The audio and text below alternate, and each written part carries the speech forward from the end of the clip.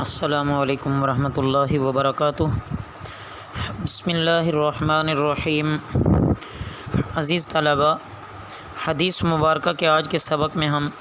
حدیث نمبر 23 پڑھنے لگے ہیں، توجہ کیجیے۔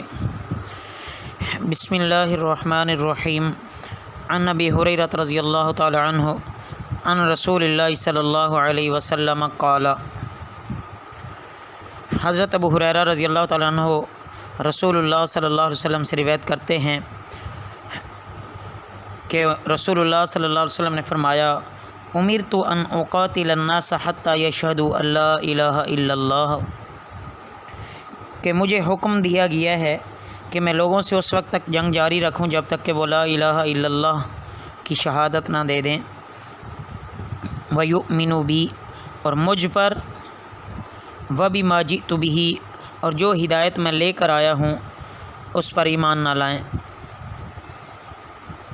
یعنی جب تک اس پر ایمان نہ لے آئیں اس وقت تک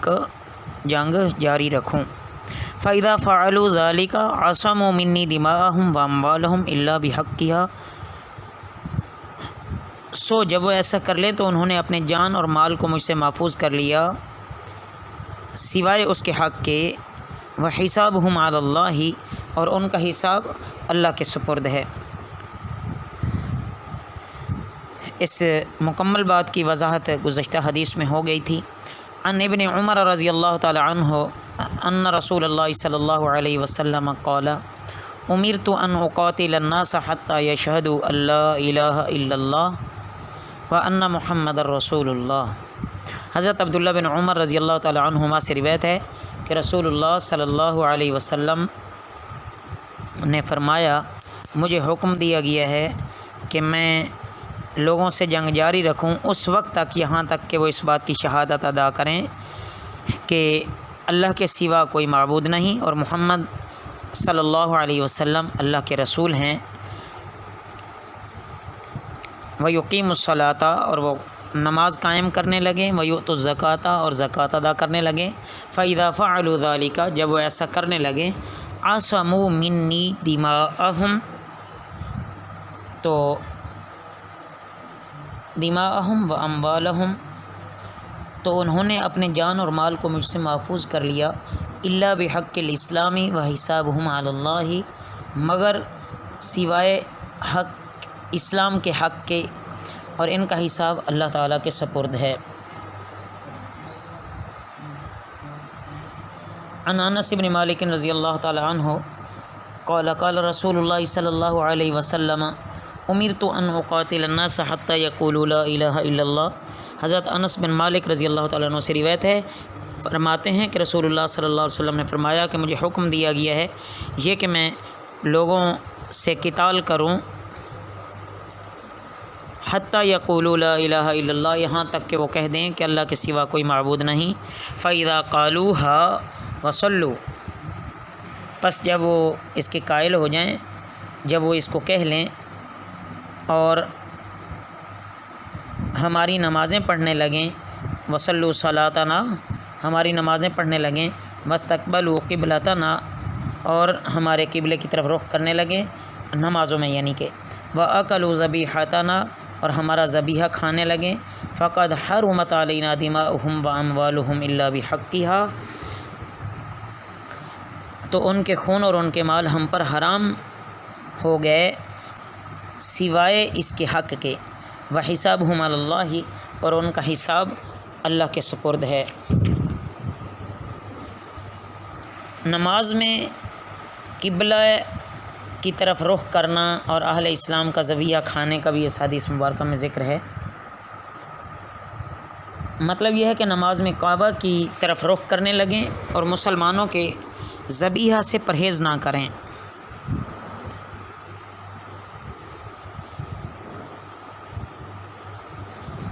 عن انس بن مالک رضی اللہ تعالی عنہ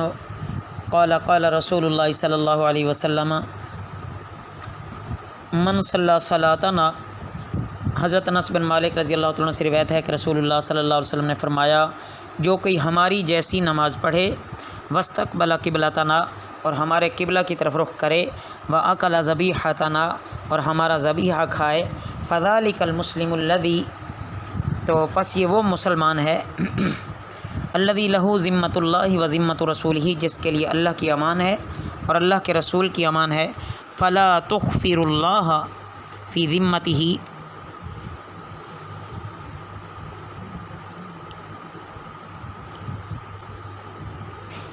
سو تم اللہ کے عہد نہ توڑو اس کی امان کے بارے میں. مطلب یہ ہے عزیز طلباء اس حدیث مبارکہ میں کہ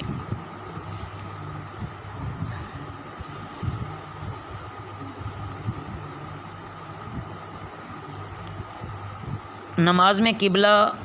جو کہ مسلمانوں کا ہے اس طرف رخ کرنا اور اہل اسلام کا ذبیحہ کھانا، تو یہ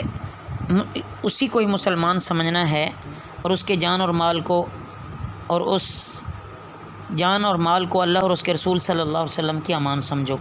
یعنی خواہ مخواہ اس قسم کی کسی بدگمانی کی بنا پر کہ اس کے دل میں اسلام نہیں ہے بلکہ اس نے صرف منافقانہ طور پر اسلامی شعائر کو اختیار کر لیا ہے، اس کے خلاف کوئی اقدام نہیں کرنا چاہیے. اس حدیث مبارکہ کا مطلب یہ ہے. عن انس رضی اللہ تعالیٰ عنہ قال قال رسول اللہ صلی اللہ علیہ وسلم، حضرت انس رضی اللہ تعالیٰ عنہ سے روایت ہے، عرض کرتے ہیں کہ رسول اللہ صلی اللہ علیہ وسلم نے فرمایا ثلاث من اصل الایمان، تین چیزیں یا تین باتیں اصول اسلام میں داخل ہیں. امن قال لا الہ الا اللہ لا تکفرہ بذنب ولا تخرجہ من الاسلام بعمل. ایک یہ کہ جو شخص کلمہ لا الہ الا اللہ کا قائل ہو اور اس کے بارے میں اپنی زبان کو روکے اور کسی بدعملی کی وجہ سے اس کو خارج از اسلام نہ کیا جائے، خارج از اسلام قرار نہ دیا جائے. والجہاد ماضن مذ بعثنی اللہ الی ان یقاتل آخر هذه الامة الدجال لا یبطلہ جور جائر ولا عدل عادل والایمان بالاقدار. دوسرا جہاد ہے وہ اس وقت سے جاری ہے جب مجھے اللہ نے رسول بنا کر بھیجا اور آخری زمانے تک جاری رہے گا، جب کہ اس امت کا آخری طبقہ دجال سے جنگ کرے گا. کسی ظالم حکومت کا ظلم اور عادل حکمران کا عدل اس کو ختم نہیں کرے گا، اور تقدیر پر ایمان لانا ہے. والایمان بالاقدار، یہ تیسری چیز ہے کہ تقدیر پر ایمان لانا ہے. الغرض اس حدیث مبارکہ کے جو مقصد ہے اور مدعا ہے وہ یہ ہے کہ جب ایک شخص کلمہ پڑھ کر ایمان لے آیا، اب اگر اس کو آپ گناہ میں دیکھتے ہو یا بدعمالیوں میں مبتلا دیکھا جائے تو صرف عمل کی اس خرابی کی وجہ سے اس کو کافر نہ قرار دیا جائے.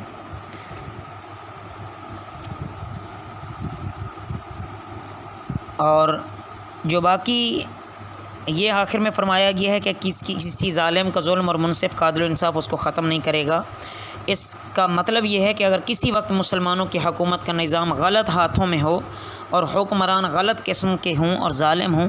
تب بھی جہاد ساکت نہیں ہوگا اور کسی کے لیے یہ عذر کرنا صحیح نہ ہوگا کہ ہم ان غلط کار حاکموں کی ماتحتی میں جہاد نہیں کریں گے. اللہ رب العزت ہمیں دین حق کا صحیح شرح صدر نصیب فرمائیں. وما علینا الا البلاغ المبین.